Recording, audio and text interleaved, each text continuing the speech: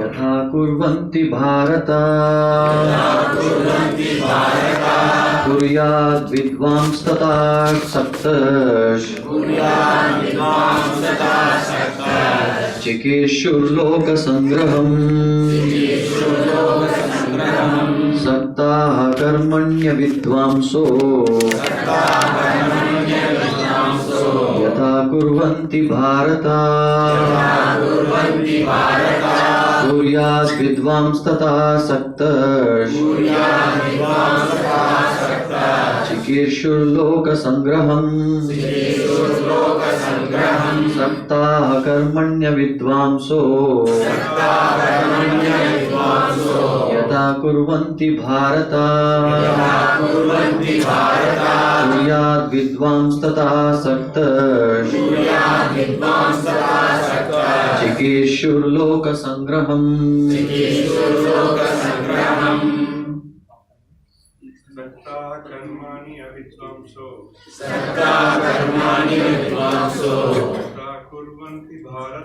yathā kurvanti bhārata kuryāt vidvāns tathāsaktaś cikīrṣur loka-saṅgraham saktāḥ karmaṇya vidvāṁso yathā kurvanti bhārata kuryāt vidvāṁs tathāsaktaś cikīrṣur loka-saṅgraham. Mataji. saktāḥ karmaṇya vidvāṁso yathā kurvanti bhārata kuryāt vidvāns tathāsaktaś cikīrṣur loka-saṅgraham. saktāḥ karmaṇya vidvāṁso yathā kurvanti bhārata kuryāt vidvāns tathāsaktaś cikīrṣur loka-saṅgraham. Saktāḥ, being attached. Karmaṇi, in prescribed duties. Avidvāṁsaḥ, the ignorant. Yathā, as much as. Kurvanti, they do. Bharata, O descendant of Bharata. Kuryāt, must do. Vidvān, the learned. Tathā, thus. Asaktaḥ, without attachment. Cikīrṣuḥ, desiring to lead. Loka-saṅgraham, the people in general. The translation and purport by His Divine Grace A.C. Bhaktivedanta Swami Srila Prabhupada. Srila Prabhupada ki. Translation. As the ignorant perform their duties with attachment to results, the learned may similarly act, but without attachment, for the sake of leading people on the right path. Purport. A person in Kṛṣṇa consciousness and a person not in Kṛṣṇa consciousness are differentiated by different desires. A Kṛṣṇa conscious person does not do anything which is not conducive to development of Kṛṣṇa consciousness. He may even act exactly like the ignorant person who is too much attached to material activities. But one is engaged in such activities for the satisfaction of his sense gratification, whereas the other is engaged for the satisfaction of Kṛṣṇa. Therefore, the Kṛṣṇa conscious person is required to show the people how to act and how to engage the results of action for the purpose of Kṛṣṇa consciousness. So I'll read next verse also. Translation is sufficient, or purport also? Na buddhi bhedam janayed ajnanam karma sanginam joshayet sarva karmaṇi vidvān yuktah samacharan. Translation. So as not to disturb the minds of ignorant men attached to the fruitive results of prescribed duties, a learned person should not induce them to stop work. Rather, by working in the spirit of devotion, he should engage them in all sorts of activities for the gradual development of Kṛṣṇa consciousness. Hare Krishna. So I'll try to discuss today's session in 3 parts. In the first part, I will discuss about the purpose of scriptures. Why there are first of all scriptures. Then the purpose of Bhagavad Gita. And in the third part, we will take some important theme from the Purport and try to elaborate a little more. Because about the third chapter, there are so many verses. Swami was saying he has also covered some important aspects. And the same theme is repeating. So I'll take from the Purport, from Prabhupada's Purport, some important theme aspects. So, in our life, anything we do, it has to have 2 important things. First, there is goal, and second, there is process to achieve it. So that technically in Sanskrit we call as sadhya and sadhana. So these are the 2 important things. All of us we are working. Most of us we are working. What is the sadhya goal for working? Salary. And what is sadhana? You need to go and sit in front of computer and we should do it. And like that, anything we take in our life, there is sadhya and there is sadhana for everything. Now, Prabhupada very wonderfully explained, for all the Gaudiya Vaishnavas, there are 4 important books. Anybody knows what are the 4 important books? Bhagavad Gita, that is first one. Srimad Bhagavatam, Chaitanya Charitamrita, Nectar of Dew. Bhakti Rasamrita Sindhu. Okay, I will ask the question elaborates more. Prabhupada said there are 4 books of 2 sets which are very important. 4 books of 2 sets, 2 categories. First category you said Bhagavad Gita, Bhagavatam, Chaitanya Charitamrita and Nectar of Devotion. There is another 4 important books, another category of 4 important books which Prabhupada mentioned. Give them a hint. It is used in Bhakti Shastri. Iso Upanishad. Isha Upanishad. Nectar of Instructions. Oh, Brahma Samhita. Nectar of Instructions. Brahma Samhita. Nectar of Devotion. Nectar of Devotion. Most important book you forgot. No. Teachings of Lord Chaitanya. No. Isha Upanishad, Nectar of Instruction, Nectar of Devotion, Bhagavad Gita. So, why these 4 books are important? So, Bhakti Shastri and Prabhupada recommends all devotees who are practicing, they should study these 4 important books. What are those 4 important books? 2 categories of 4 important books. I will explain the significance of these 2 categories. First category is this Bhakti Shastri books, that is Bhagavad Gita, Nectar of Instruction, Nectar of Devotion and Isha Upanishad. Now, why? What is the logic behind these 4 books? So the logic is very simple. So now if you take Bhagavad Gita and Isha Upanishad, it explains the sadhya. And Nectar of Instruction and Nectar of Devotion explains the sadhana. So to achieve that sadhya, we need some sadhana. So there are so many spiritual organizations. They have sadhya. That what is sadhya? I'll make you God. You know there is God. All of you have heard about God? Yeah. Demigod? Yes. There is semi-God. You know what is semi-God? Semi-God. So there are spiritual gurus who says, I have come here not to tell that I am God, I have come here to tell that you are also God. So this is the current situation. And India is very famous for exporting gods. People export, no? Many countries are very famous for different kinds of exports. Some export gold, some export diamonds, and India exports gods. Every day, every now and then there is some Bhagavan, Amma, Appa, so like that. So these 4 books, Bhagavad Gita and Isha Upanishad explains what is sadhya. So in the Bhagavad Gita we say Param Brahma, Param Dhamma, Pavitram, Brahmam, Bhavan, Purusham, Shashvatam, Divyam, Adidevam, Ajam, Vibhum. And in Ishopanishad if you read, it says Om Purnamada, Purnamidam, Purnamudachite, Purnasya, Purnamataya, Purnameva Vashishyate. So it explains who is that identity, who is that person, who is that God. He is Purna, he is Param Brahma. So when you read Bhagavad Gita and read Ishopanishad, these two books actually tell us what is the identity of God. And if you read Nectar of Instruction and Nectar of Devotion, it explains the sadhana to achieve that God. Shall I give the speech? So this Nectar of Instruction and Nectar of Devotion explains the sadhana part, how we can achieve that personality, that God. Now this is about 4 important books which comes in Bhakti Shastri. Now we said another one category. Let us see how many of you remember. What is the other category of 4 books?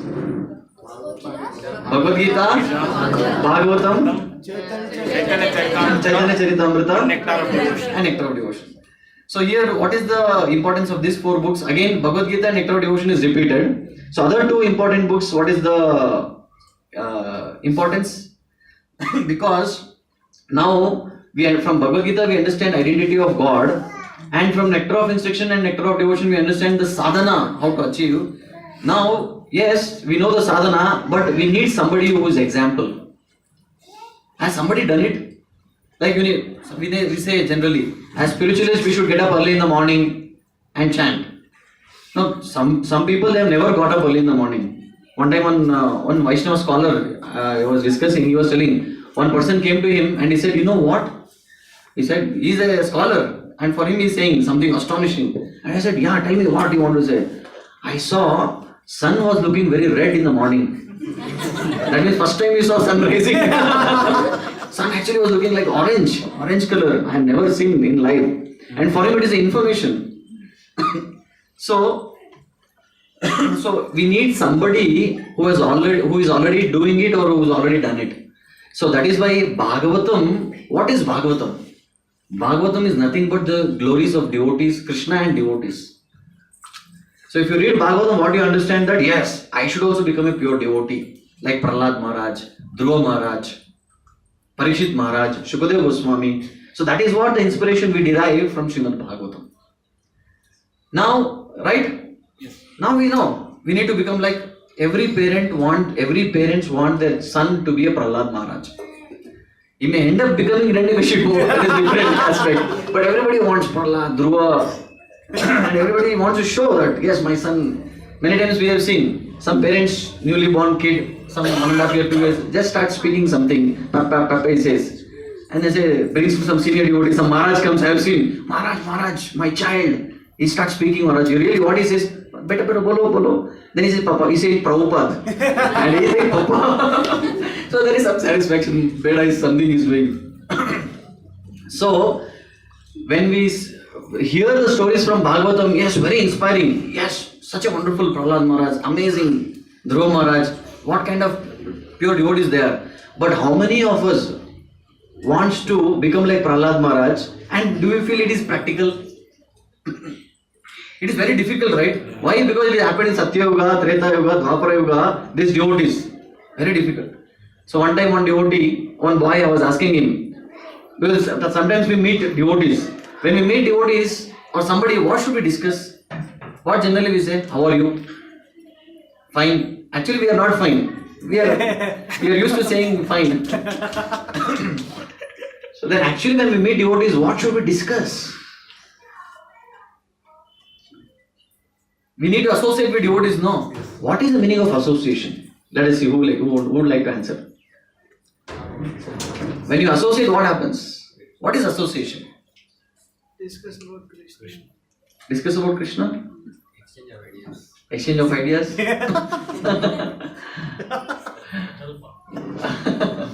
Exchange of prachalpa. That is what we end up doing, but I am asking what exactly is association? Huh? Inspiration for? Sadhana, devotional service. Inspiration for sadhana. Okay. So basically, association means sharing one's consciousness. Now, if I am Krishna conscious and if I associate with other person, if my conscious is Krishna, then I can share the Krishna conscious. If I am thinking about some cricket match or some share market, so when I meet other person, what I can discuss? Inspiration. I can give, somebody said inspiration. Yeah, I can give inspiration, how to play. I can give inspiration on where to invest. But I will not inspire him to become a devotee, to get inspired in devotional service. So what is association? Sharing one's consciousness. That is why for all of us association is very important. So association generally gives two things. You know what association gives? Association increases our capacity. I'll give gross example. I don't know how many of you are used to drink before. So there are people who drink, who drunkards, no? So drunkards don't go alone. Nowadays I don't know, at least whatever I have heard. Do that alone, I will. Can you please? So whenever a person goes for drink, so he doesn't go alone, so he goes with somebody. So even if he goes alone, what happens? He will take one bottle or something. So but if he is an association, what happens? Auric. One more you can take. We are all there now with you. So like that, they will inspire us. So because of that, even though my capacity is not that much, but I tend to increase my capacity. So similarly, whenever we are in association, we feel inspired. Whenever, I don't know how many of you have gone for yatras. When you go for yatras, you experience this. So everybody gets up early in the morning. For us, it becomes very easy. We sleep early, get up early. But at the same time, when we are at home alone, how many of us we feel inspired to get up early? It doesn't happen. So that's why in association, our capacity increases, and whatever we do in association, we enjoy also. The same people who drink, they vomit, and after some days they meet. Then they say, that day we drank so much and we vomited together also. And it's not a very relishable thing, but they share those things. So the point is, in Bhagavatam, whatever the examples we see, very wonderful examples, but it happened very, very long back and looks like very difficult for us to follow. So that's why then we have to come back to Chaitanya Charitamrita. So in Chaitanya Charitamrita, we see how devotees behaved in Kali Yuga. It is more practical for us. So that's why we need all these books. So what is the purpose of scriptures? Is to explain the identity and to establish the relationship. And another very important thing what scriptures does is whenever we read scriptures, it pushes us. Actually, there are two people who push us. One is a devotee. That's why we should never go out of association. As long as we are in association, there are devotees to push us. Prabhuji, last 2 months you didn't come. What happened? They'll ask. So then we also feel, oh yes, last 2 months, Prabhu, somehow I got caught up. We may give any justifications. But we are not coming. But because devotees are asking, next time again I need to show the face. At least to avoid that question, I would like to come every week. So sadhu sangha. But how much sadhu sangha we are taking, that is immaterial. But at least I want to come so that I don't want to be questioned. It is a question for my ego. So just to solve that problem, we come. Why I said this point? Push, two. Two kinds of push. So one is devotees push us. Second thing is scriptures also push us. That is why it is very easy. If those of us who are not reading scriptures regularly, you analyze yourself, actually we don't grow much. Because scriptures actually pushes us. That is a very important purpose of scriptures. Yes, scriptures has leelas, sadhana, sadhya, everything. But as long as we are reading scriptures, we feel inspired. If you are reading, we get inspired. If you don't read, we perspire. So we'll get, then we feel bhakti is very difficult. That's why I always say, spirituality becomes boring if you don't have determination. I'll repeat. Spirituality becomes very boring if we do not have determination. So that is why it is very important. And that determination we can get only when we associate devotees and we read scriptures. Because devotees, we don't meet devotees regularly. All 24/7. Once in a week only we meet devotees. But scriptures are always there with us. Anytime we can open up and read. So that's why if you read Bhagavad Gita, especially Prabhupada so brilliantly he has rendered this edition of Bhagavad Gita. It's amazing. Actually speaking, the first chapter is the observing the army. Second chapter is summary. Third chapter is karma yoga. Every chapter is entitled about to speak something about some aspect. But Prabhupada from the first chapter, from introduction only, he says that you have to surrender to Kṛṣṇa. Prabhupada never misses an opportunity to tell people that you have to surrender to Kṛṣṇa. Sir, one question shall I ask? Later.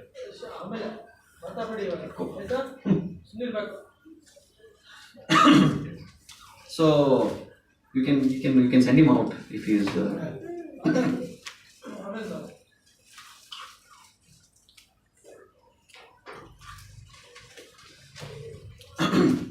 So Bhagavad Gita gives us the identity. So Srimad Bhagavatam tells us how to live like wonderful devotees, and Chaitanya Charitamrita tells us practically in this life in Kali Yuga how we can live. So now we'll come back to the verse proper here. So 25th verse, very beautifully Kṛṣṇa tells, as the ignorant perform their duties with attachment to results, the learned may similarly act, but without attachment, for the sake of leading people on the right path. So in this material world, to lead a material life itself is quite difficult. And if you observe, whatever a non-devotee does, the same activities even devotees also do. So then many times people from outside, when they look at it, they feel, what is the difference? He's also working in a company, same company, I also work.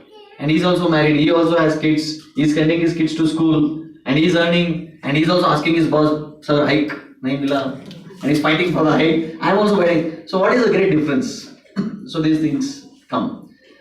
Many times devotees even ask me, many times people come and ask, we say generally we have to be Kṛṣṇa conscious. How to be Kṛṣṇa conscious in work? I think many of you may have also have this question. How to be Kṛṣṇa conscious at work? I need to do programming. And how to be Kṛṣṇa conscious in college?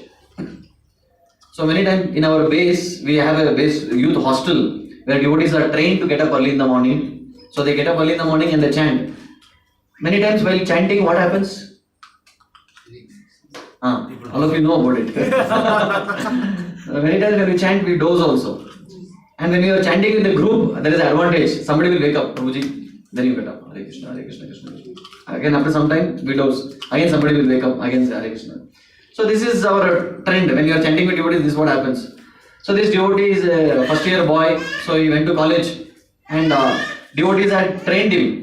Because you are going to a college, you sit in the first bench and try to hear attentively, take notes, become a very good student. This is what we train. So this devotee went to the first bench, and somehow because he had got up early, so he was dozing in the class. And teacher saw him, teacher raised his voice, this devotee still dozing. Then he said, next person, wake him up. The other person wake him up. Immediately he said, Hare Kṛṣṇa, Hare Kṛṣṇa. In the classroom. This actually happened.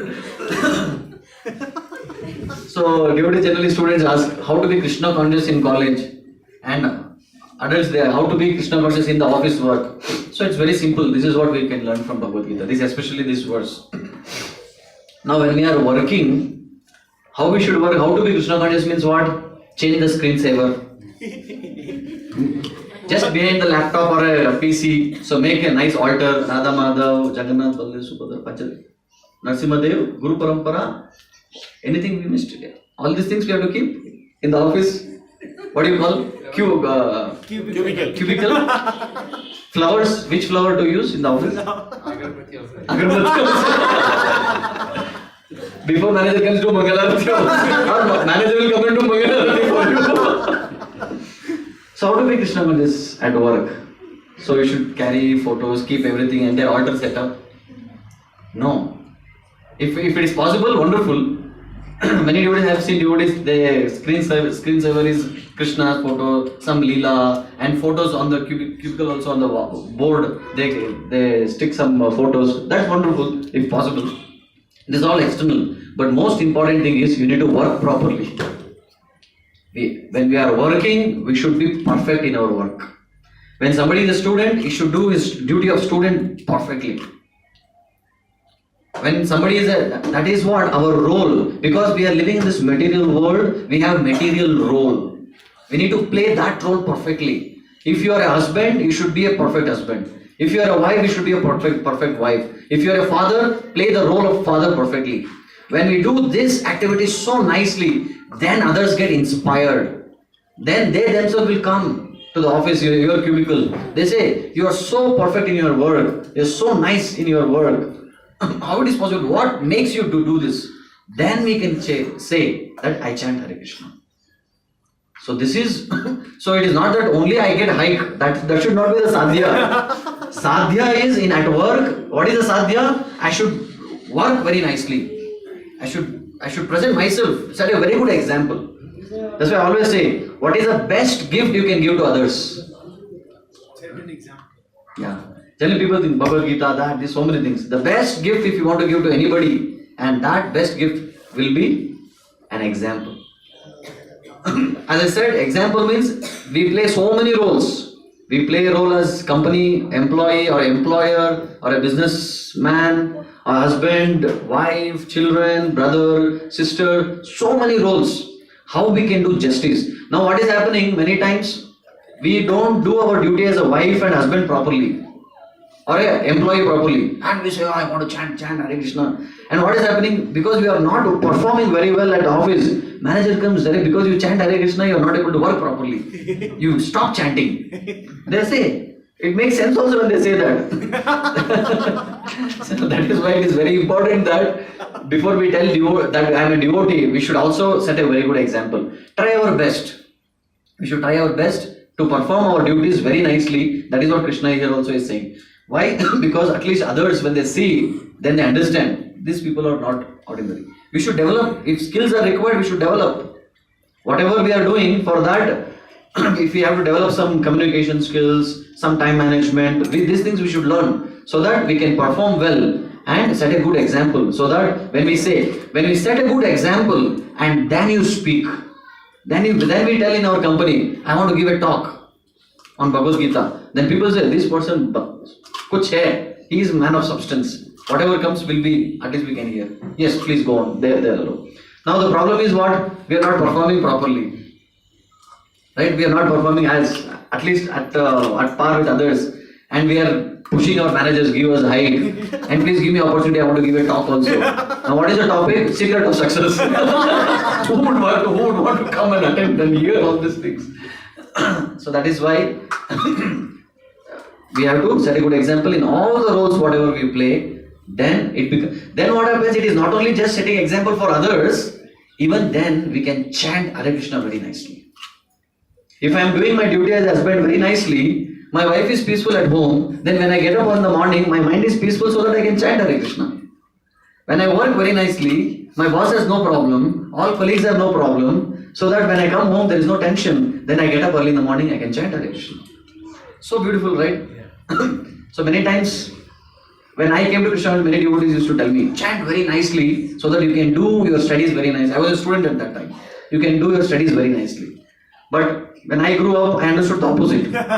You study very nicely so that you can chant very nicely.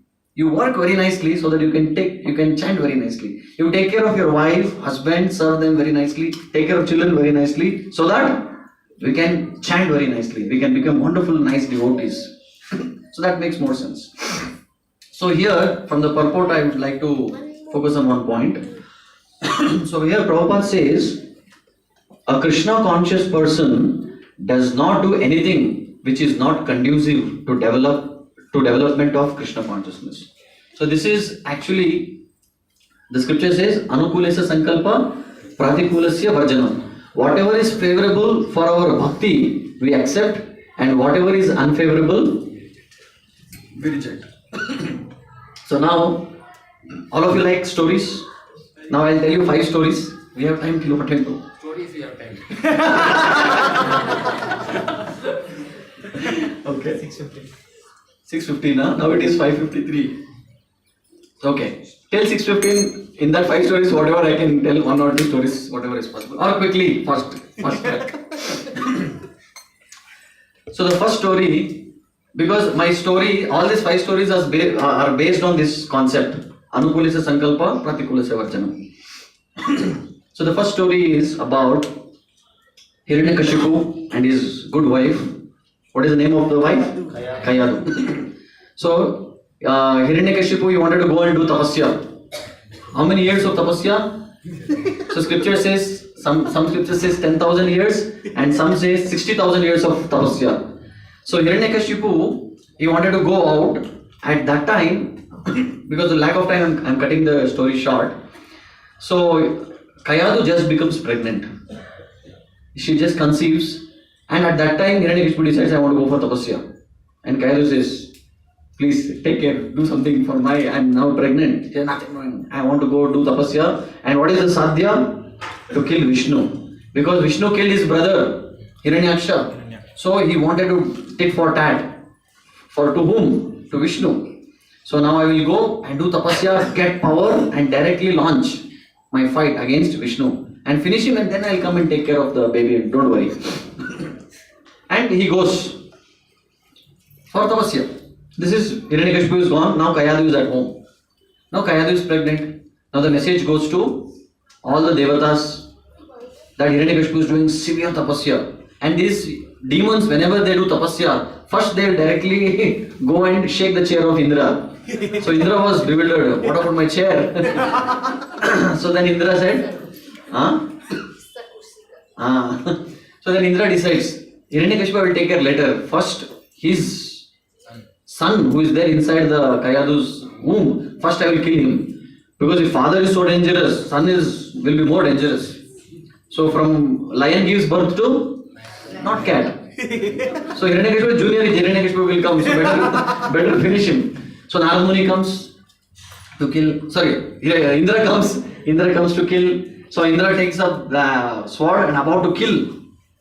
At that time Narad Muni comes. Narayana. Then Indra feels, just imagine you are doing something wrong, abominable, and your close friend comes. Kya kar raha hai? About to steal somebody's pocket. Just the purse has come little out, and that your close friend comes. What are you doing? What will you say? Then very shamelessly Indra says, Narad Muni ji, this is what happened. I don't want to allow this child. Then Narad Muni says, you fool, what kind of act you are doing? The child who is there inside the womb of Kayadu is not an ordinary soul. He is a pure devotee of the Lord. Then immediately Indra disappears. Thank you, sorry. And he says sorry to Kayadu also, he runs away. Now interesting, we can learn a very beautiful lesson from here. As soon as Narad Muni told Indra that the child who is there inside the womb of Kayadu is a pure devotee, Indra accepted and left. No doubt. He didn't doubt Narad Muni. He could have doubted, right? First of all, you are saying whether the son or female, male or female only, you don't know. Doctors, they don't tell what sex the child belongs to. On top of that, Narad Muni is saying he is a pure devotee. Even if Indra wanted to scan and check MRI, CT or ultrasound scanning, even in the scanning you will come to know that there is child living, gestation, all those things they will tell. But no doctors. Any doctors here? No doctors. Doctor bro? No, okay. Scientist. Oh, okay. That doctor. PhD. Permanent head damage.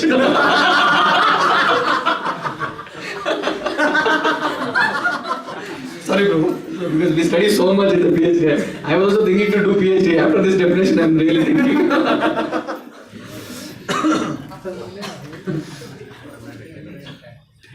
So, I am talking about a medical doctor. So even if you go to scanning, you can find out whether the child, what is child maximum, whether male or female, boy or girl. But how do you find whether the child is devotee or not? That option was not available. But still, Indra, just by hearing the words of Narada, he had so much of conviction and faith. So this is what we need to develop: faith in scriptures and faith in sadhus. Just one statement, they disappeared immediately. So then Narad Muni said, oh Kayadu, my dear Kayadu, if you stay here, there is always problem you can expect, so better you come with me. And Narad Muni takes Kayadu to his ashram. And he takes care until when? Until Hiranyakashipu comes back. Now there is a big challenge in front of all of us. That is, Hiranyakashipu went for how many years of tapasya? 10, at least conservatively we take 10,000 years. And 10,000 years, Kayadu was pregnant. Nice? Only mothers know the pain of that. My God. Yeah. Just 9 months, 9 days is so difficult to carry a child. Now 10,000 years, how it is possible? In a material, with a material intelligence, we cannot understand. But it is said, one of the scriptures, it says, Kayadu actually sought blessings from the Lord. That as long as my husband comes, I don't want to deliver. So that is why, till then, Prahlad got association of Narad Muni. Not one day of association. Thousands of years of association he got from Narad Muni. He heard, kept on hearing. So complete heart purification. If Narad Muni touches, finished. And 10,000 years of association, not an ordinary thing. So after that, Hiranyakashipu finishes his tapasya. And Hiranyakashipu, Brahma comes and he asks all the conditions, everything. Brahma says, tathāsaktaḥ, go ahead. So then, first Brahma comes.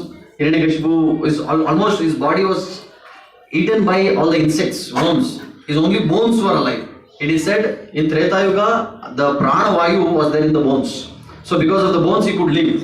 So he was chanting Om Brahma Devaya. Then immediately Brahma appeared. I said, tathāsaktaḥ.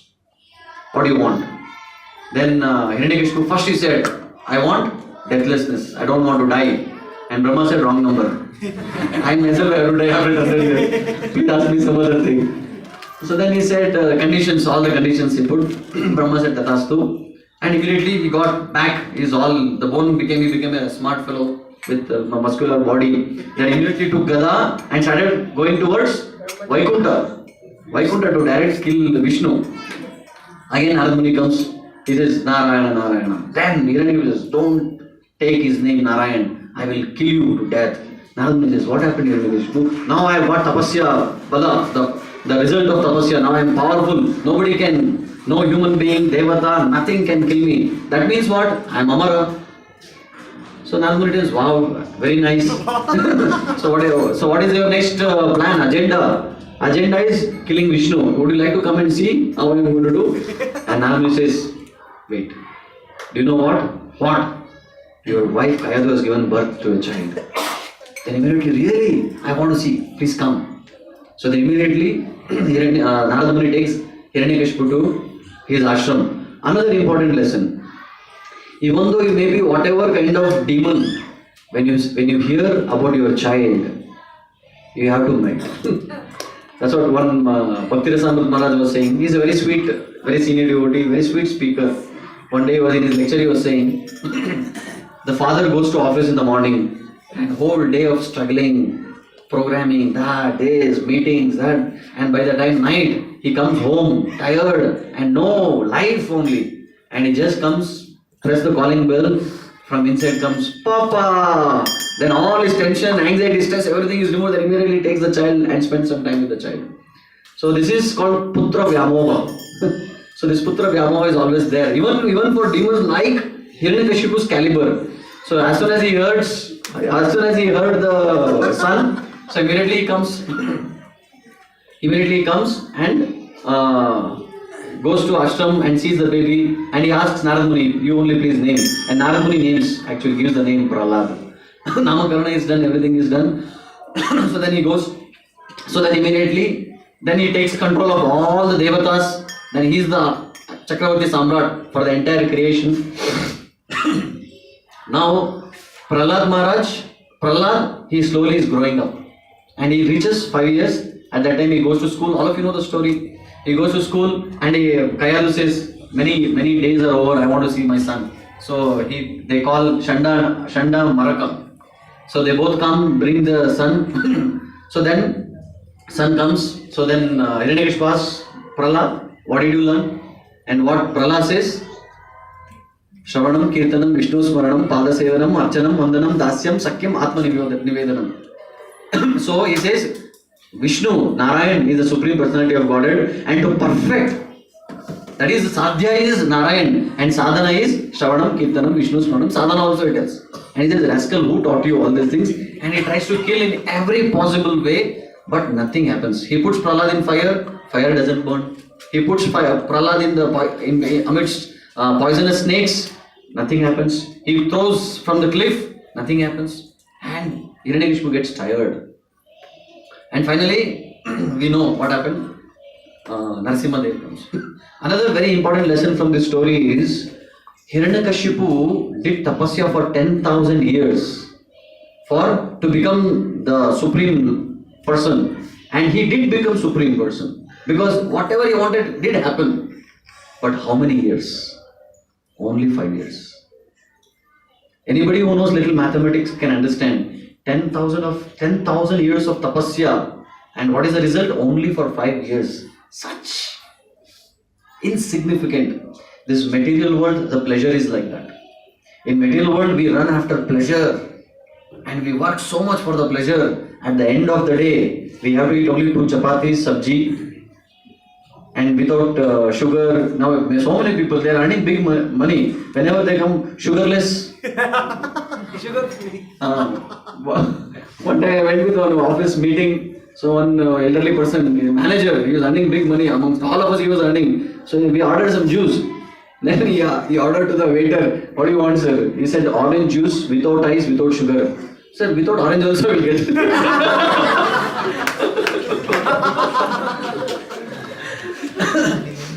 So people earn so much of money, they do so much, but at the end of the day, we eat only 2 chapatis, right?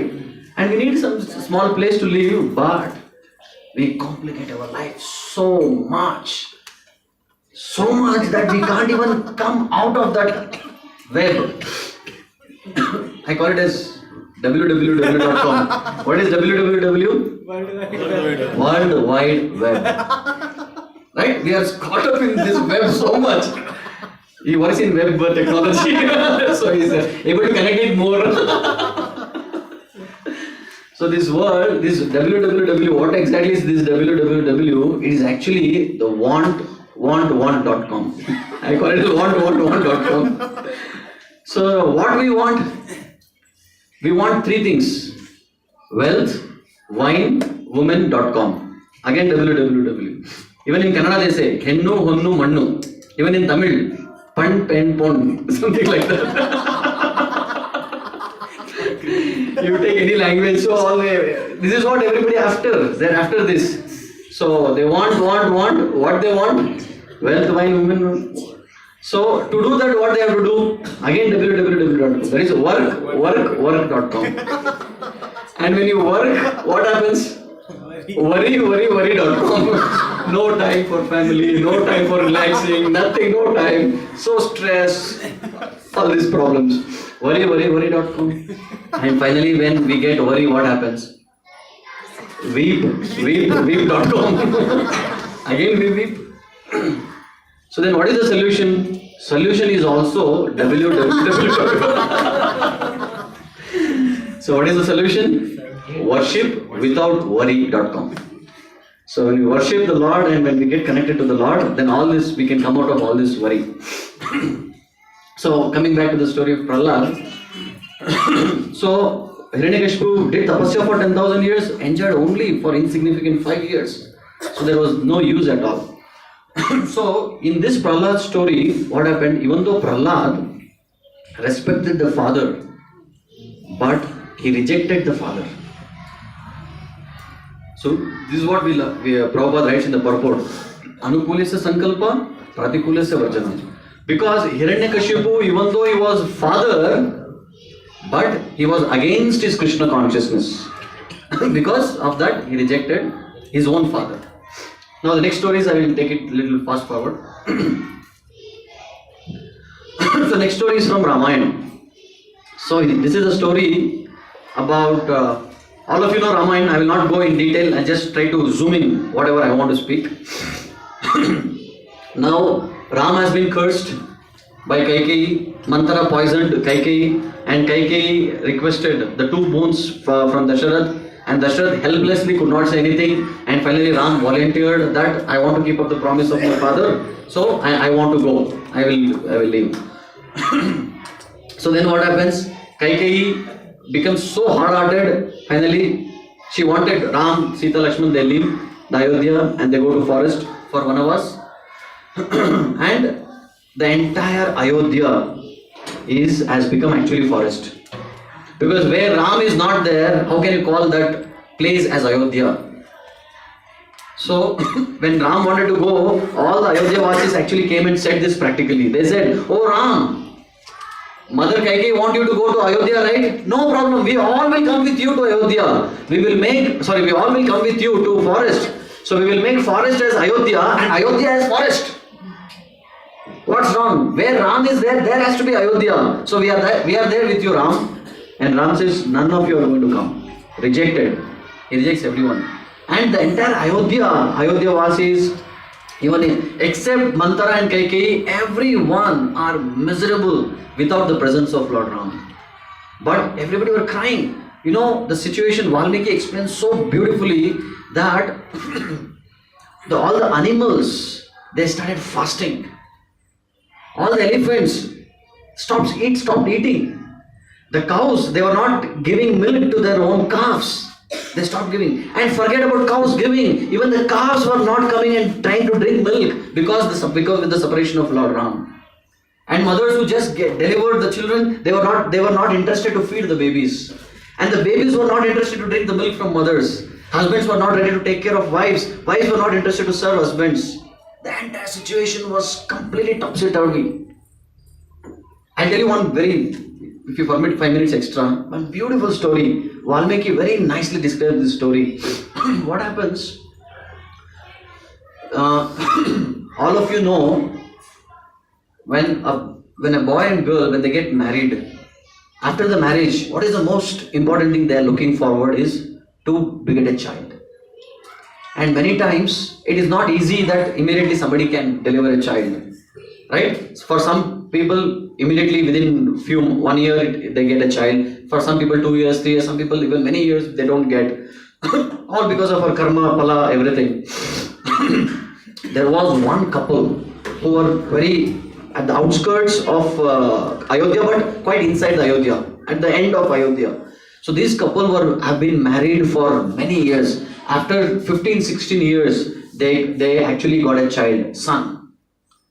So first of all, to get a child is so difficult, and somebody who have not got child for 15 years, for them just hearing the news that the wife has conceived is so pleasurable.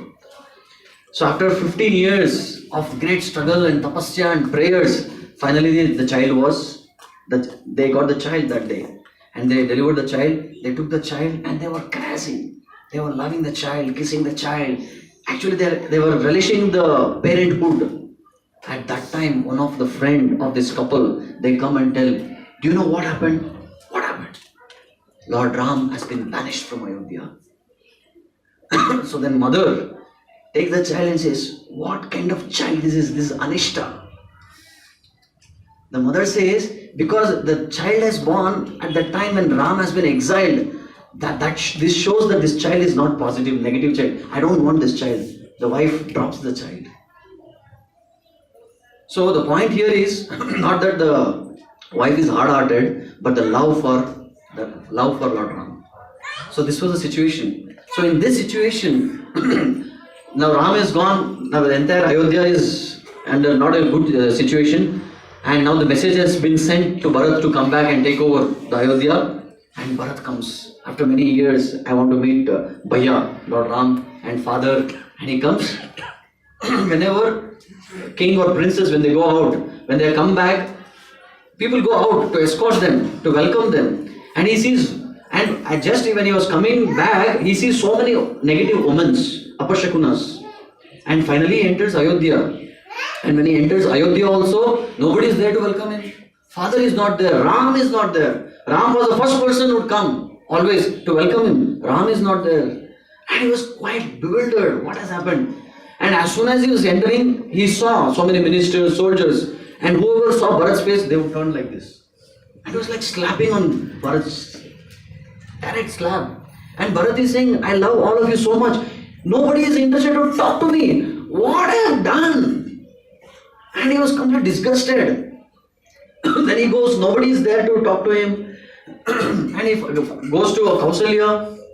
And Kausalya says, no, he directly goes to Mother Kaikeyi to meet. And asks, Mother, where is father? Where is brother? And Kaikeyi says, "Beta, come, beto. I have made a nice plan. I am going to explain you what is going to happen." that is okay, your plan. First tell me where is father and where is brother. Father is already dead. And she's telling, no, first, see. Then she takes up a bunch of keys and she says, Bharat, now you are going to be the king. Take this bunch of keys. And Bharat says, Mom, what happened to you? Tell me first, where is Ram? Where is father Dasharath? Then she speaks such a way that it hurts Bharat.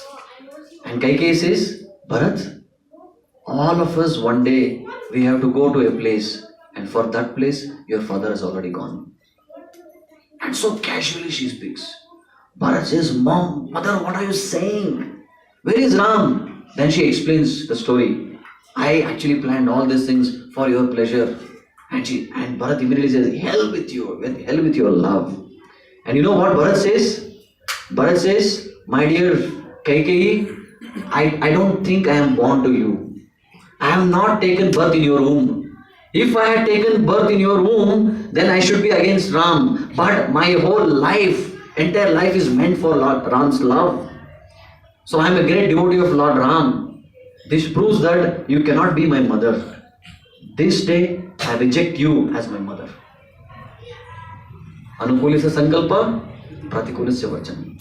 Because Kaikeyi became an obstacle in Bharat's bhakti towards Lord Ram. So Bharat rejected Kaikeyi, his own mother. In the first story, Prahlad rejected his own father. So now quickly I will tell the three stories. And the third story is about, again, Ramayana, about Vibhishan. Now all of you know what I am going to speak. So Vibhishan was the younger brother of Ravan. So when Ravan kidnapped Sita, everybody, Ravan's even wife, Mandodari, Vibhishan, everyone said, Ravan, what you are doing is not correct. Because Ram is not an ordinary person. If he comes, if you fight, definitely you are going to lose. And Ravan says, whom are you telling? I am the Chakravarti Samrat. Unparalleled, nobody is there is equal or more than me. Don't worry, I will teach Ram a lesson. And when Kumbhakaran comes, Kumbhakaran also says, Bhaiya, kya kar rahe hai? Please chhod do, this is a wrong move. But he says, no, nothing doing. Kumbhakaran, you should help me, go and kill Ram and Lakshman. And Kumbhakaran goes and he gets killed. So at that time also Vibhishan comes and tells Ravan, my dear brother, last warning I am giving you. Because you are my brother and this is my duty of a younger brother. In the Vedic culture, for elder brother would think like a father. That's what Jeshta Putra had so much of responsibilities and power. So nowadays there is no Jeshta Putras, they don't know what is the value of it. They are just a Putra. That's all.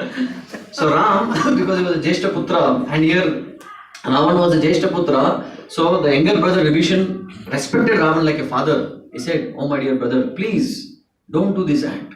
You will be destroyed, entire Lanka will be destroyed. Then Ravan says, nothing doing. Then he tells so much, then finally Vibhishan says, if you are against Ram, then I don't want to be against Ram. Then Vibhishan rejects his own brother and goes to the side of Ram and serves Ram. This is the third story. And fourth story is about Bali Maharaj. So Bali Maharaj was known for his dhan, charity. So at that time, Vishnu comes as Vamana, dwarf Vamana, and he comes and he asks, and first of all looking at Vamana, Bali starts laughing. You have come, what you will ask me, lollipop, chocolate, kya chahiye? Gems, okay, take gems. This is what a 5-year-old small child asks. So then he says, okay, you have come. So he was quite astonished. He says, tell me, my dear boy, what do you want? And boy says, I want 3 steps. Then again Bali laughs.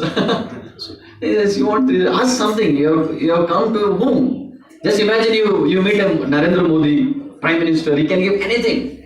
He says, I am ready to give anything in India, ask anything, 10 rupees. They are so foolish people. The news will come actually, media will cover. You met Narendra Modi, you ask only 10 rupees. What is the reason, secret behind? All news channels will come and cover.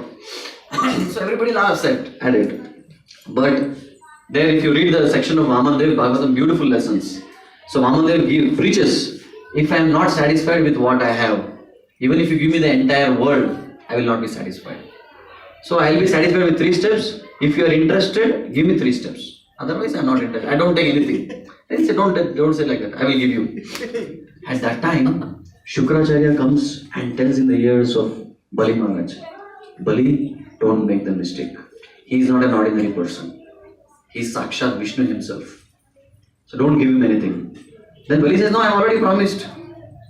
That's okay. Then Shukracharya gives quotations from scriptures. When is Apad Dharma, when you are in Sankat, so even you can break some your promises, that is not a problem. And he quotes many scriptures. But Bali Maharaj says, no. First thing is, I have promised, I don't want to break the promise. Second thing is, you are saying he is Vishnu. But scripture says very clearly that whatever we have to offer to Vishnu. Even in that way, I am not doing anything against Dharma. So I don't mind giving everything, whatever he asks, 3 steps to Bali Maharaj. So then Shukracharya cautions so much. Then finally he takes the Kamandalu and he want to put. Earlier days, if you want agreement means what? Take some water and do. Kanyadan and all, how they do. There is no paper. Nowadays paper, sign, stamp, seal, still people cheat. But earlier days, just little water and in front of everyone, little fire and just give the promise. So then Shukracharya, what he does, this Bali is not listening to me, so he comes and enters inside the Kamandalu, the hole, blocks the hole, so that water will not come, so that he will not promise. So then what happens?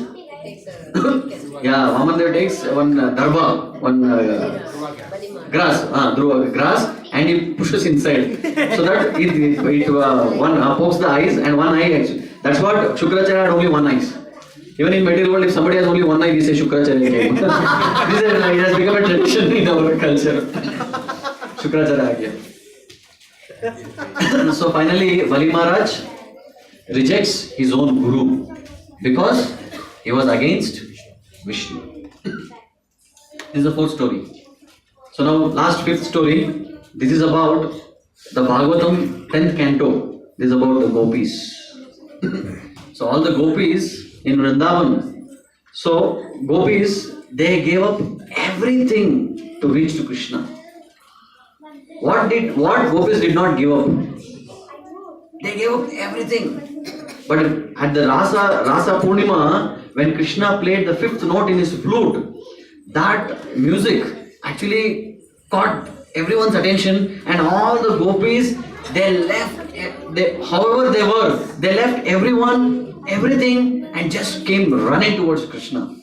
And some gopis were actually feeding milk to children. They just brought the children and they ran. Some gopis, they were serving husband. Some gopis were serving their mother-in-law, father-in-law. Some gopis were taking care of cows. They didn't mind anything. They gave up everything and came running. The Acharyas gives a beautiful commentary. Actually, this is all the basic assets what gopis had.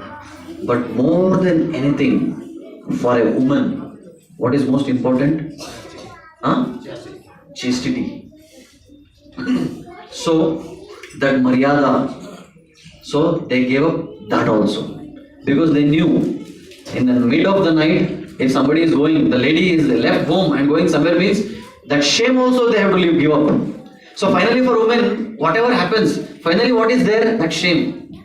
So finally they give up everything, including their shame, chastity, everything, and then finally they surrender to Kṛṣṇa. So that is why among all the renunciation, the highest renunciation is actually the renunciation of gopis. So here we discussed 5 stories. In the first story, we discussed how Prahlad, he saw father becoming an obstacle, he rejected his father. And in the Bharata, he saw his own mother becoming an obstacle, he rejected his mother. And next Vibhishan, he saw his own brother becoming an obstacle, so he rejected his own brother. And then Bali Maharaj, he saw his own guru becoming an obstacle in his bhakti, so he rejected that. So then finally gopis, they saw even their shame was becoming an obstacle to go towards Kṛṣṇa, closer to Kṛṣṇa. They gave up that also. And we in the material world, we are not able to give up our mobile phones. Smartphones. So So my point is not that okay, today I understood something great.